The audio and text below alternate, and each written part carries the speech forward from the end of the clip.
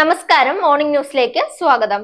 ഗാസയിലെ ഖാൻ യൂനിസിലെ നാസർ ആശുപത്രിയിൽ 21 പേരെ ഇസ്രയേൽ വെടിവെച്ചു കൊന്നു.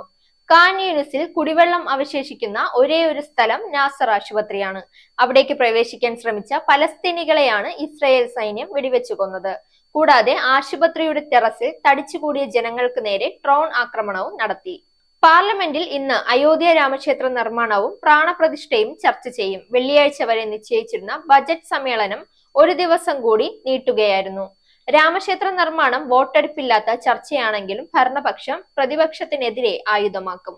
UPA ഭരണകാലത്തെ സാമ്പത്തിക സ്ഥിതിയെക്കുറിച്ച് ധവളപത്രമിറക്കി കോൺഗ്രസിനെതിരെ ഭരണപക്ഷം കടന്നാക്രമണം നടത്തിയിരുന്നു.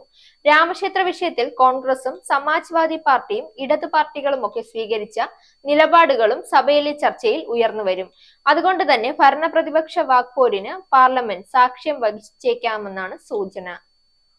ഇനി കായിക വാർത്ത. സാഫ് കപ്പ് ഫുട്ബോളിൽ ഇന്ത്യയും ബംഗ്ലാദേശും പങ്കിട്ടു.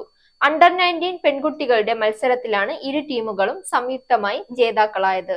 ഫൈനൽ മത്സരത്തിൽ നിശ്ചയിക്കപ്പെട്ട സമയത്തും ഷൂട്ടൌട്ടിലും രണ്ട് ടീമുകളും സമനിലയിലായിരുന്നു.